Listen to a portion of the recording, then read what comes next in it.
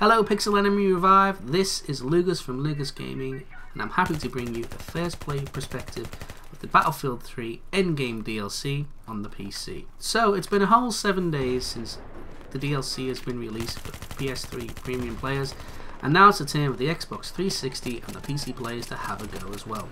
So having seen some videos and played the DLC myself, I'm going to pose this question to you. Is it worth it? Are you satisfied? In hindsight, had you not got premium, would you buy the DLC by itself? Or is it just an anticlimax to a game, a set of DLCs that have brought many hours of enjoyment to yourself and of course to me? So let's look at the game modes. Capture the flag. It's a concept as old as Unreal Tournament. All the best first person shooters that have come along have had that game mode. And rightly so, it works in Battlefield 3 as well. It's fun, it's fast paced, the bikes are great, the AA vehicles are great, the map's all well laid out. There's very little cover for the bikes to dart through, so the javelins feature rather strongly, as does the engineer class. And the maps are generally look nice and well thought out. However, the one thing I can say about the maps themselves is there is a spawn rate problem. Not so much from the front like you get in Rush and Conquest. It's more to do with the fact that they can get behind you by about 30 to 40 meters, nick your vehicles, and also attack you from behind. Gameplay wise though, you still, at the moment, it is a novel game mode, so a lot of people go around doing their own thing, zip around on the bikes, they're looking for the jumps, they're not necessarily playing the game mode as intended, which at the moment I'm finding rather frustrating, but hopefully as that all settles down, people will be going for the wins and start to play the game mode as intended. Bearing that in mind, two good guys with assault rifles, or even a squad, can easily defend the flag for a very, very long period of time and make it very difficult for you to capture the flag. So that's probably something people need to bear in mind, is that you've got to be a little bit more tactful. That said as well, you can't just go rushing in with the bikes, because you're going to get blown up by mines or C4 on the flag. Best way to do that I've found is park the bike up slightly outside the flag area and move in on foot, fighting your way in if necessary, getting the flag, jumping back on your bike and making it back to your base. 8 times out of 10 I've found that to be a good way to capture the flag, and it generally does work.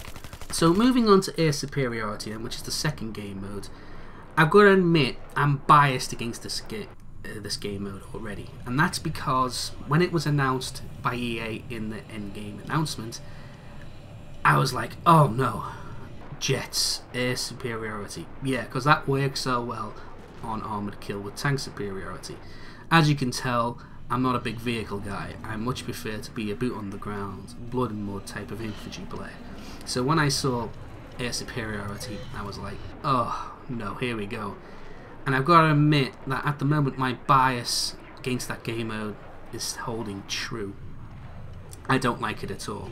However, one of the good points I can point out for it is unlocking your jet kits, your flares, your air radar, your fire extinguisher, your rocket pods, your heat seekers, because you can just basically fly and capture points.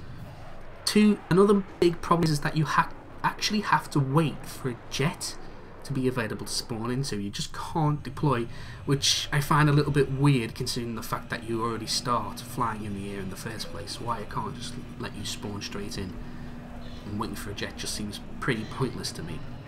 I've played about 6 or 7 games on air superiority, and I found that at least you'll be very lucky to get through the game mode without getting flown into by someone. That's not necessarily just from the enemy players, it's happened. I've been flown into by my own team. There's a lot of mediocre jet pilots in there trying to train up their skills. I think it'll probably help me if I play it a little bit more, but like I said, I'm biased against it, so out of the 2 game modes, I'll probably stick with capture the flag over air superiority. The maps themselves look nice, they're great, but maybe they're just a little bit too big. Air superiority, you're more concentrating on hitting the ground and saying, ooh look, isn't that tree well placed? As for capture the flag, they might be a little bit sparsely unpopulated in terms of cover and buildings. There could have been done a lot more for that, but in general the maps do work on capture the flag, so I've got no problem with that.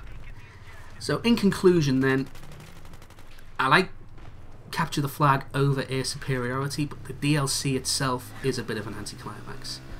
Like with Aftermath, I think what's going to happen is that people are going to start playing the core game modes, such as Conquest and Rush, and eventually move back to the older maps such as Seine Crossing, Grand Bazaar, Davin Peak, Caspian Border, Firestorm, Karg Island, and Nosher Canals to play their favourite game modes. There you go guys, there's my 10 cents on it. I hope you enjoyed the commentary. Please let me know what you think below. And thank you very much Pixel Enemy Vive for uploading my video, and I hope to come back soon. So until next time guys, take care.